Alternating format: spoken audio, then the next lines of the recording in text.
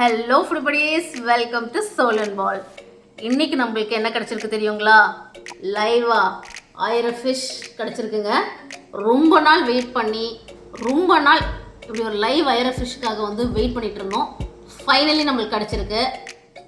விட்டுருவோமா? இன்றைக்கி நம்ம வீடியோவில் இந்த ஆயிர ஃபிஷ்ஷை யூஸ் பண்ணி அட்டகாசமான ஆத்தென்டிக்கான ஒரு ஃபிஷ் கிரேவி இன்க்ளூடிங் இந்த க்ளீனிங் எல்லாம் இன்க்ளூட் பண்ணி எப்படி பண்ணுறதுன்னு பார்த்துடலாம். கொஞ்சம் தண்ணி இதில் ஊற்றிடலாம். நார்மல் தண்ணி தான். இந்த ஃபிஷ்ஷை வந்து இதுக்கு ட்ரான்ஸ்ஃபர் பண்ணிடலாம்.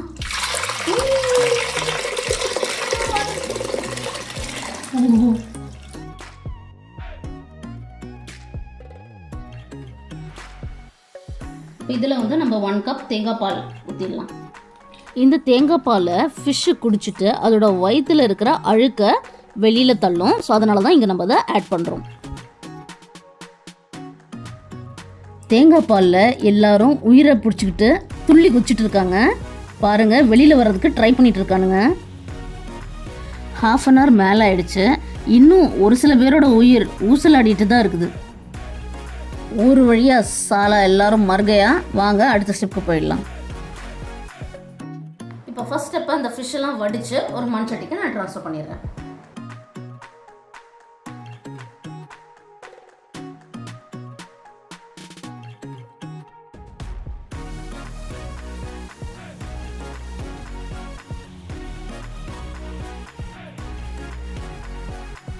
ஓகே, ஸோ இது வந்து ஆல்ரெடி சொன்ன மாதிரி இது ஆற்று ஃபிஷ்ன்றனால பாருங்கள் நல்லா ஸ்லைமியாக இருக்கும். ஸ்லைமி மீன்ஸ் வழுவழுன்னு இருக்கும். ஓகேங்களா? அண்ட் மோரோவர் இந்த கோகோனட் மில்கில் இருக்கிற அந்த இதெல்லாம் இருக்குது. ஸோ இது வந்து நம்ம ஃபஸ்ட்டு ஒரு 3 times நல்லா தண்ணி விட்டு வாஷ் பண்ண போகிறோம். இந்த கோகோனட் மில்கில் இருக்கிற ரிமைன்ஸ்லாம் போகிறதுக்கு வாஷ் பண்ண போகிறோம். அடுத்ததான் வந்து நம்ம வந்து கல்லுப்பும் மஞ்சளும் போட்டு ஒரு 5 to 6 times வாஷ் பண்ணுவோம்.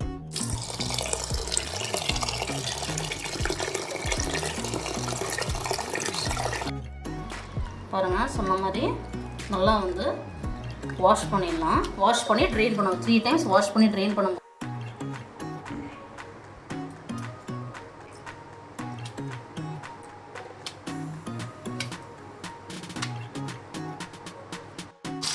ஸோ ரன்னிங் வாட்டர்லேயே நல்லா ஒரு 5 minutes நல்லா கசி வாஷ் பண்ணிடலாம். இது வந்து அந்த கோகோனட் மில்க்லேருந்து இருக்கிற ரிமைன்ஸ்லாம் போகிறதுக்கு இந்த மாதிரி பண்ணுறோம். ரொம்ப வழுவழுப்புத்தனம் இருக்கிறனால இந்த க்ளீனிங் தான் இதோட கிரிட்டிக்கல் ப்ராசஸ்ஸே. ஒன்ஸ் க்ளீனிங் பண்ணிட்டோன்னு வச்சுக்கோங்க, இந்த ஃபிஷ் அப்படியே தான் போட போகிறோம். நம்ம தலை, வால், போனை எதுவுமே ரிமூவ் பண்ண போகிறது இல்லை. அப்படியே தான் போட போகிறோம். ஸோ இந்த க்ளீனிங் தான் மெயினே இதில்.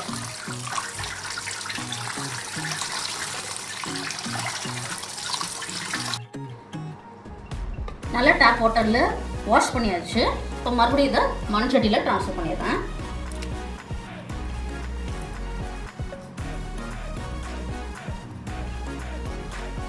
மஞ்சள் பொடி, அடுத்ததான் வந்து கல்லுப்பு. பெஸ்ட்டு வந்து கல்லுப்பு தான். And wash. Mix.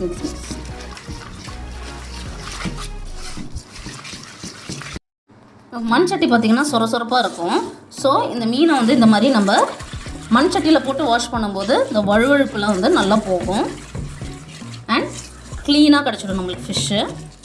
Okay, suppose என்கிட்ட மண் சட்டியே இல்லை, அப்போ நான் என்ன பண்ணட்டோன்னா கொஞ்சம் சொரப்பாக இருக்கிற மாதிரி பாத்திரம் இருக்குங்க இல்லையா, கொஞ்சம் பழைய பாத்திரமோ இல்லை வாட்டவர், கொஞ்சம் சொரப்பாக இருக்கணும் அந்த சர்ஃபேஸ். அப்போ தான் வந்து உங்களுக்கு இந்த க்ளீனிங் வந்து பக்காவாக நடக்கும்.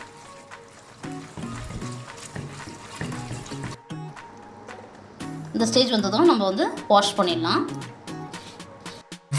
மறுபடியும் வந்து நல்லா ரின்ஸ் பண்ணிடலாம். Running water best. நீர் ரின்ஸ் பண்ணிட்டே இருந்தீங்கன்னா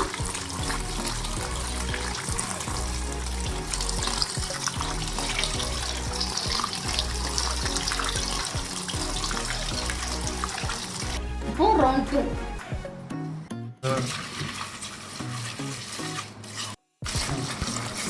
சரி உங்கள் மைண்ட் வாய்ஸ் கேட்டுருச்சு. இவ்வளோ கஷ்டப்பட்டு க்ளீன் பண்ணி சாப்பிடணுமான்றது தானே நீங்கள் வந்து யோசிக்கிறீங்க. இதை தாங்க கோயம்புத்தூரில் சொல்லுவாங்க, நோம்பி கும்பிட முடியாது. இங்கே பாருங்கள், நான் செகண்ட் ஸ்டெப் வாஷ் பண்ணிவிட்டு, செகண்ட் தடவை வாஷ் பண்ணிவிட்டு இதை வந்து தனியாக வடிச்சு எடுத்துருக்கேன். இந்த தண்ணி எவ்வளோ டர்ட்டியாக இருக்குதுன்னு பாருங்கள். ஸ்டார்ட் பண்ணும்போது எண்ட் பண்ணும்போது இருக்கிற டிஃப்ரென்ஸ் பாருங்கள். நான் ஒரு ஃபிஷ் எடுத்து காட்டுறேன். சுத்தமாக வழவழப்பே இல்லைங்க. ஆக்சுவலாக ஆனால் லைட்டாக வெள்ளையாக இருக்கும். ஆனால் இது எல்லாமே வந்து எல்லா ரவுண்ட்லேயும் மஞ்சள் தேய்ச்சி குளிச்சதுனால லைட்டாக எல்லோவாக இருக்குது. இங்கே நம்ம வந்து புளியை வந்து 200 ml தண்ணியில் வந்து கரைச்சிக்கலாம். நான் ஒரு பெரிய எலுமிச்சை சைஸ் புளி இங்கே எடுத்திருக்கேன். ஸோ நல்லா ஹாட் வாட்டரில் சோக் ஆகட்டும். இந்த குழம்ப நம்ம வந்து மண்பானையில் பண்ண போகிறோம். அது வந்து கேட்கவே வேண்டாம், இன்னொரு லெவல் டேஸ்ட் வந்து இதுக்கு கொடுக்கும். அண்ட் கொஞ்சம் ட்ரெடிஷ்னலாகவும் பண்ண பார்க்குறோம். ஸோ அதனால் மண்பானை. சப்போஸ் உங்ககிட்ட மண்பானை இல்லைன்னா நான்ஸ்டிக் இல்லை அயன் கடையில் கூட நீங்கள் தாராளமாக அதை பண்ணிக்கலாம். ஸ்டவ்வில் வந்து மண்பானை வச்சாச்சு.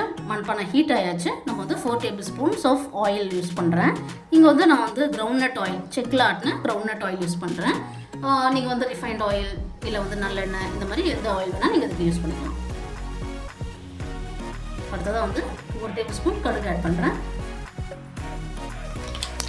கடுகு பொரிஞ்சிடுச்சு. இப்போ வந்து 1/4 tablespoon வெந்தயம் ஆட் பண்ணிடலாம். அடுத்ததாக வந்து நம்ம எடுத்து வச்சுருக்கிற கறி லீவ்ஸும் க்ரீன் சில்லியும் ஆட் பண்ணிடலாம். ஃபர்ஸ்ட் கறி லீவ்ஸ், அப்புறம் வந்து க்ரீன் சில்லி.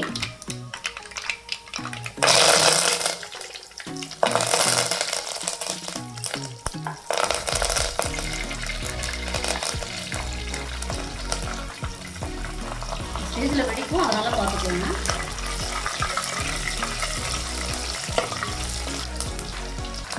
இப்போ வந்து நம்ம நறுக்கி வச்சிருக்கிற வெங்காயம் ஆட் பண்ணிடலாம்.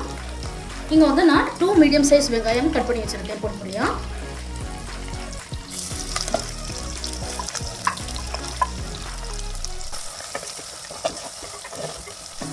வெங்காயம் நல்லா வந்து குக் ஆகிற வரைக்கும் நம்ம வெயிட் பண்ணிக்கலாம்.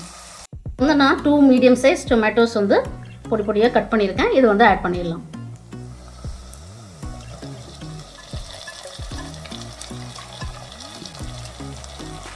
நல்லா மிக்ஸ் பண்ணி விட்டுருங்க.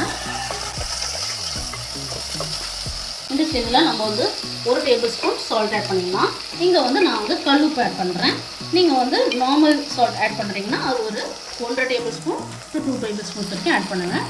கல்லுப்பு வந்து கொஞ்சம் கம்மியாகவே நம்ம போட்டால் போதும்.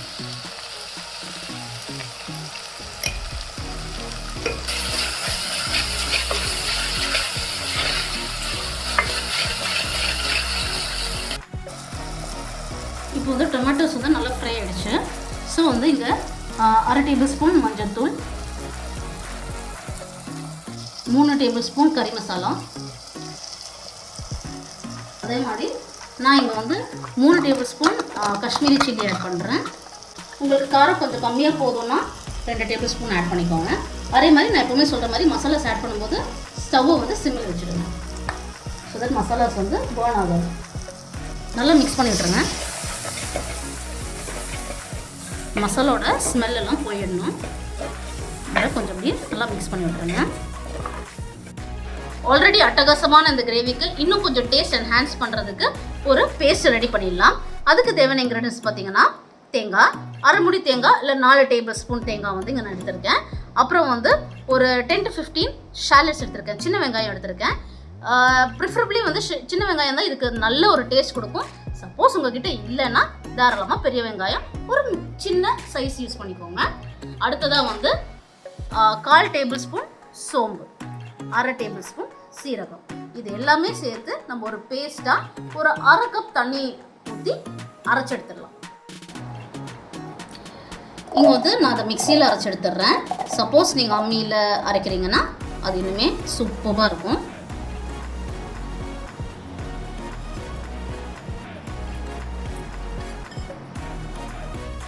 அரை கப் தண்ணி.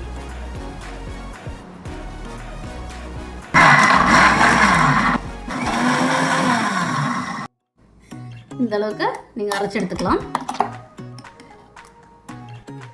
மசாலாஸ் ஆட் பண்ண உடனே நம்ம இங்கே அரைச்சி வச்சுருக்கிற தேங்காய், சின்ன வெங்காயம் அண்ட் அந்த மிக்ஸ் இருக்குங்க இல்லையா, அதை வந்து ஆட் பண்ணிடலாம். ஆட் பண்ணிவிட்டு நல்லா மிக்ஸ் பண்ணி விட்டுருலாம்.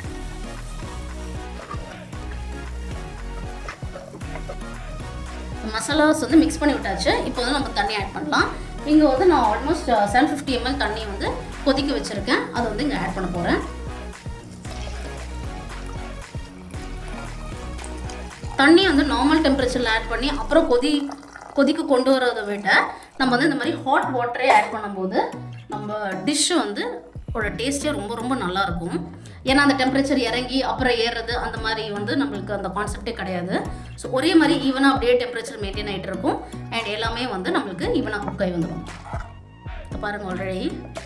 ஸோ இது நல்ல ஒரு கொதி வர வரைக்கும் வெயிட் பண்ணலாம்.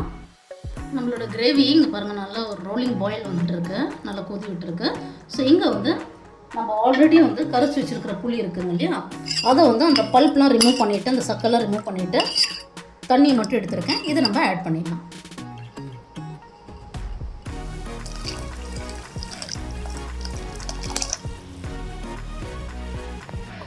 நான்வெஜ் எஸ்பெஷலாக மீன் பொறுத்த வரைக்கும் காரமாக இருக்கட்டும், அதே மாதிரி வந்து புளியாக இருக்கட்டும், கொஞ்சம் அதிகமாக ஆட் பண்ணும்போது தான் இந்த ஃப்ளேவர் வந்து நல்லாயிருக்கும். ரீசன் என்னென்னா ஃபிஷ் இருக்க வந்து அந்த ஃப்ளேவர் வந்து சோக்கப் பண்ணும். ஸோ நீங்கள் ரொம்ப வந்து அளவாக போட்டிங்கன்னா அந்த சோக்கப் பண்ண பிறகு கிரேவி வந்து கொஞ்சம் சப்புனாகும். அப்படி ஆகாமல் இருக்கணும்னா நீங்கள் கொஞ்சம் எக்ஸஸ் போட்டிங்கன்னா அந்த ஃபிஷ்ஷில் வந்து அப்சர்வ் ஆகும்போது அதுவுமே ஃப்ளேவராக இருக்கும், கிரேவியுமே ஃப்ளேவர் வந்து கம்மியாகாமல் இருக்கும். எப்போவுமே மீன் குழம்புலாம் வந்து அடுத்த நாள் நம்ம சாப்பிடும்போது தான் அதோட ஃப்ளேவர்ஸ்லாம் இறங்கி வேறு லெவலுக்கு டேஸ்ட் இருக்கும். ஸோ இந்த குழம்பும் அதுக்கு விதிவிலக்கு இல்லை. நம்மளோட கிரேவி நல்லா ரோலிங் பாயில் வந்திருக்கு. இப்போ நம்ம க்ளீன் பண்ணி வச்சுருக்கோம் நம்மளோட ஃபிஷ்ஷை வந்து ஆட் பண்ணிடலாம்.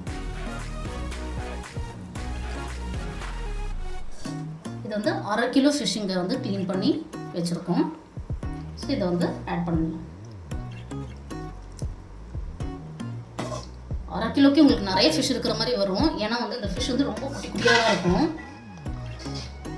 இப்போ பாருங்கள், இப்போ தான் ஆட் பண்ணியிருக்கோம். அதுக்குள்ளேயே வந்து பாருங்கள் ஆல்மோஸ்ட் ஹாஃப் குட்டாக இருக்குது. ஸோ சொன்ன மாதிரி இது ரொம்ப குட்டி குட்டியாக இருக்கிறதுனால ரொம்ப அதிக நேரம் நம்மளை வந்து இதில் குக் பண்ணணும்னு இல்லை. மேக்ஸிமம் 5 மினிட்ஸுங்க. க்ளோஸ் பண்ணி 5 மினிட்ஸில் நம்ம அதை சுவிட்ச் ஆஃப் பண்ணிடலாம். சரி,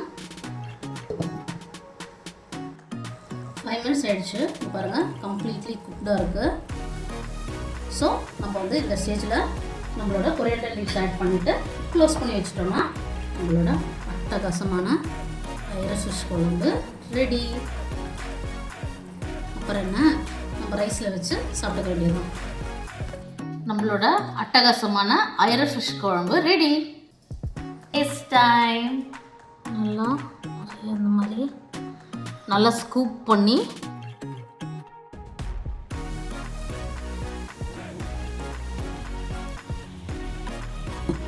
குட்டி குட்டியாக இருக்கிறதுனால நிறையவே நம்ம ஃபிஷ் எடுத்துக்கலாம். வாங்க டேஸ்ட் பார்த்துடலாம். ஸ்பூனா, அதுவும் இந்த மாதிரி டிஷ்ஷுக்கா?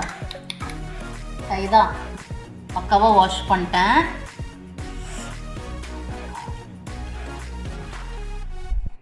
நிறைய ஐர ஃபிஷ் வர மாதிரி ஃபர்ஸ்ட் பைட் உங்களுக்கு தான்.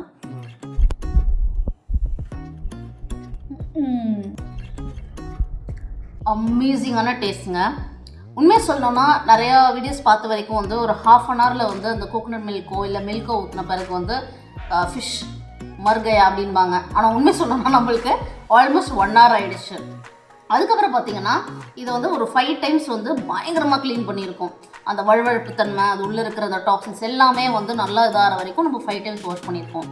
ஆனால் இவ்வளோ கஷ்டப்பட்டு இவ்வளோ ஃப்ரெஷ்ஷாக துடிக்க துடிக்க நம்ம வந்து அதை வந்து ப்ராசஸ் பண்ணி அப்புறம் நம்ம கிரேவி சாப்பிடும்போது அந்த டேஸ்ட் இவ்வளோ கஷ்டப்படுறதுக்கு it's worth it. So suppose உங்களுக்கும் ஐர ஃபிஷ் வாங்குகிற சான்ஸ் கிடச்சிதுன்னா கண்டிப்பாக வாங்கி பாருங்கள். ட்ரை பண்ணி பார்க்குறீங்கன்னா பிடிச்சிருக்கான்றது மறக்காமல் கமெண்டில் சொல்லுங்கள்.